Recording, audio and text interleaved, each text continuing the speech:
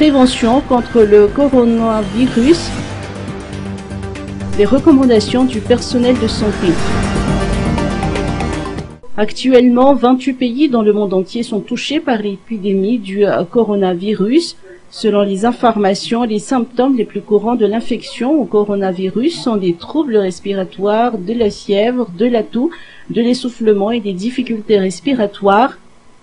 Ainsi, le personnel de santé à Madagascar et les représentants de l'Organisation mondiale de la santé, OMS, ont insisté sur de nombreuses recommandations afin d'assurer une meilleure protection de la population. L'OMS invite à renforcer les mesures de prévention et à se tenir prêt à faire face à une situation d'urgence sanitaire. Le ministère de la Santé rappelle les gestes d'hygiène de base à appliquer, comme se laver les mains fréquemment avec de l'eau et du savon, éviter de cracher en public, éviter tout contact étroit avec des personnes souffrant de fièvre et de toux. Le professeur Ahmad Ahmad, ministre de la Santé publique, n'a pas manqué de préciser l'existence de la ligne verte 910 à appeler gratuitement pour plus d'informations afin d'éviter des désinformations concernant le coronavirus. Mesures préventives contre le coronavirus. Renforcer les contrôles des passagers. Dans le cadre des actions préventives contre le coronavirus, les contrôles seront renforcés aux portes d'entrée de Madagascar et dans les gares routières afin d'assurer la sécurité sanitaire des passagers, selon Joël Randjimanjant, ministre des Transports, du Tourisme et de la Météorologie. Le renforcement des mesures de contrôle sanitaire de tous les passagers et les membres d'équipage au niveau des compagnies aériennes et maritimes desservant Madagascar à travers les fiches de débarquement permettra de localiser les passagers en cas de besoin. Ces mesures ont été prises pour assurer la traçabilité des passagers circulant à Madagascar. Par ailleurs, une campagne de sensibilisation sur les mesures préventives à travers l'affichage et les spots a été lancée. Le renforcement de la collaboration multisectorielle dans les échanges d'informations, notamment à travers le contrôle systématique des passeports des passagers afin de retracer leur itinéraire, est indispensable selon les informations. Coronavirus. Prenez la vigilance et non la panique. Il faut être vigilant, mais pas de panique. C'est le message clé qui a été véhiculé ce matin par l'ambassadeur de Chine à Madagascar au cours du salon des médias qui s'est tenu à Nansan. Aucun malgache n'est affecté selon ses dires. Dans le monde, les chiffres recueillis hier font état de 31 161 cas confirmés, 636 décès et 1540 cas de guérison. 216 cas ont été confirmés dans 24 pays hors de Chine. 99% des cas confirmés sont ainsi en Chine. Et jusqu'à présent, aucun citoyen de Madagascar en Chine n'a été affecté par le nouveau coronavirus. Et je peux dire que le gouvernement chinois mettre la vie et la santé du personnel chinois et des personnes étrangères en premier. Donc, la sécurité et la santé des étrangers en Chine est aussi importante que la santé des Chinois en Chine. La Chine réitère sa volonté de renforcer la coopération avec le monde pour empêcher la propagation de l'épidémie.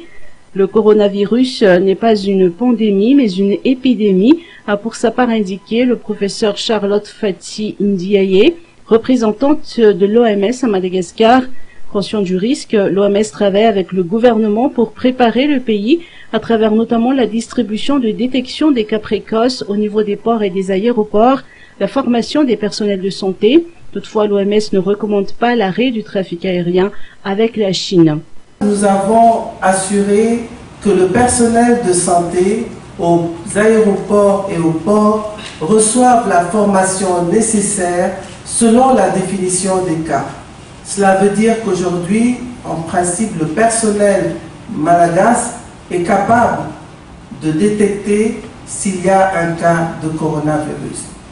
Il est trop tôt pour quantifier les pertes économiques dues au coronavirus, selon les conseillers économiques de l'ambassade.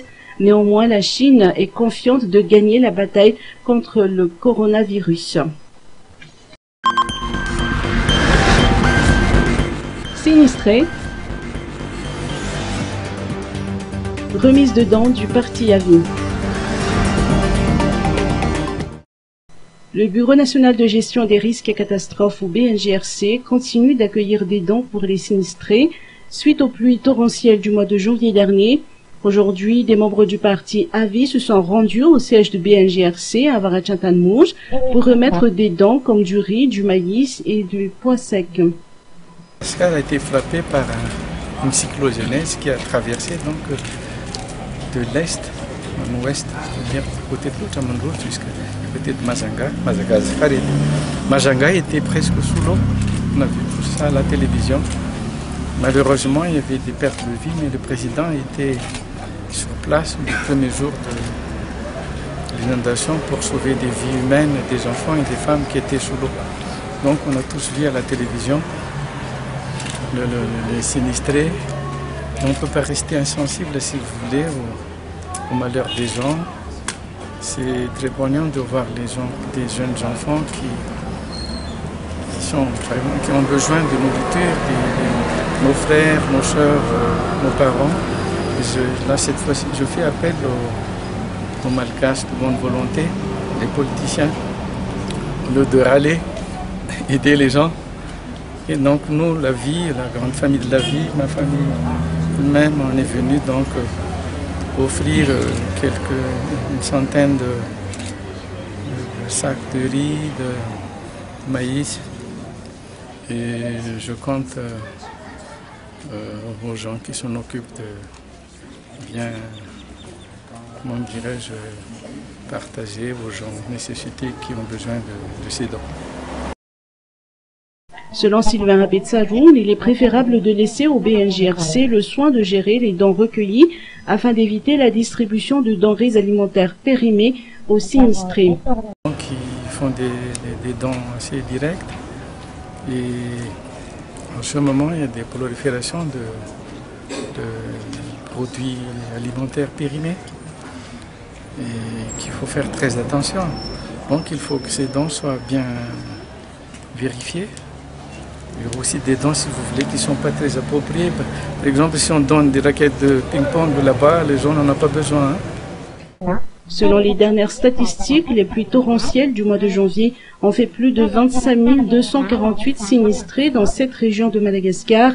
8 417 familles n'ont pas encore reçu de dons et doivent en attendre la deuxième vague prévue pour le début de la semaine prochaine.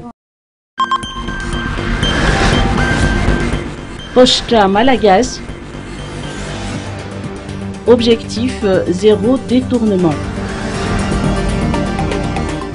La transparence et la bonne gouvernance figurent parmi les défis de la Pochta Malagasy et sont inclus dans son plan de redressement. D'ici la fin de ce mois de février, un comité de lutte anticorruption sera mis en place au sein de la Pochta Malagasy, à temps pris du président du conseil d'administration, en marge de la clôture du séminaire d'auto-évaluation de la Pochta Malagasy au titre de l'année 2019. Ce séminaire s'est tenu à Antana Ivat, en présence du ministre des Postes, des Télécommunications et du Développement numérique, Ndiemanuisu Ramayerdzon. Zéro détournement, tel est l'objectif de la Pochta Malagasy, a indiqué le directeur général Richard Ranarson, lui de souligner que des inspections ont été menées pour éradiquer toute forme de détournement. Des assainissements au niveau de la comptabilité ont également été entrepris. Le directeur général de rappeler que cela fait 5 ans qu'aucun audit financier n'a été réalisé à la Poste. C'était à partir de l'année dernière que la Poste a rattrapé le retard de cet audit en effectuant les états financiers 2015, 2016 et 2017. Ceux de 2018 et 2019 seront achevés d'ici juin 2020. Les dossiers de la Pochta Malagasy, plaintes reçues, seront priorisés au niveau du Bianco. Un audit inclusif des comptes clients sera effectué cette année. Tel est l'un des grands défis de la Pochta Malagasy afin de connaître le montant total des avoirs des clients. Enquête statistique. pour le développement socio-économique. Actuellement, l'Institut national de la statistique se prépare pour la réalisation de l'enquête sur la pauvreté 2020, EPM 2020. L'enquête permanente auprès des ménages fournira des informations détaillées sur le niveau de consommation et les conditions de vie des ménages en général. La tenue de cette enquête permettra la réduction de la pauvreté et l'amélioration des conditions de vie des ménages, constituant la finalité de toute action publique. Par ailleurs, les résultats du recensement général de la population en 2018 ont permis aux responsables de détenir des chiffres récents par rapport à la population. Tous les calculs qu'on fait sur les indicateurs utilisés que sur le plan national ou sur le plan international à travers les indicateurs ODD, Objectifs de développement durable, on utilise toujours l'effectif de population, que ce soit l'effectif global de toute la population malgache ou l'effectif par région.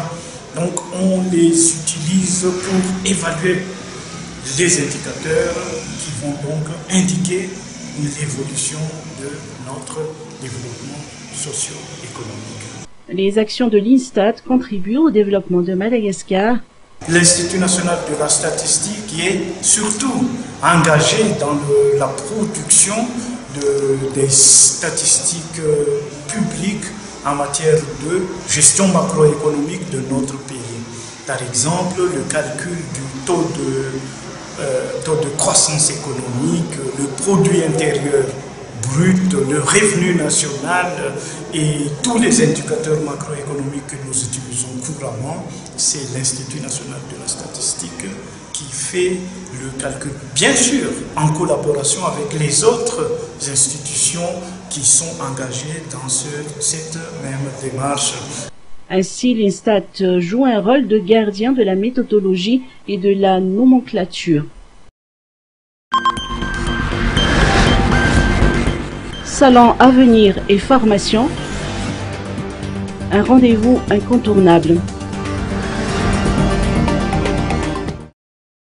Le Salon Avenir et formation a ouvert ses portes ce matin au Palais des Sports de Madagascar. Madajeunes et le Grand Marché de Madagascar, JMM, travaillent main dans la main afin de faire découvrir toutes les possibilités de formation et d'avenir. Le but de ce salon est d'accompagner les visiteurs dans leur choix d'études et de les orienter mieux selon leur profil. L'accompagnement se fait également à travers des conférences présentées par des chefs d'entreprise, des directeurs d'école ou par des professionnels ayant les compétences nécessaires pour guider les visiteurs et répondre à leurs diverses questions. Au-delà des conférences comme celle qui s'est tenue ce matin sur les études à Maurice, des ateliers ont également été mis en place comme les corrections de CV et lettres de motivation, ateliers sur la confiance en soi, la motivation. Pour offrir les meilleures réponses, Madajeunes et Grand Marché de Madagascar ont pu réunir pour ce salon 50 exposants. Nombreux sont les jeunes qui sont venus au cours de cette première journée, munis de leur CV dans l'espoir de décrocher un travail ou encore ceux qui sont à la recherche de formation à suivre. Ce salon se poursuivra demain.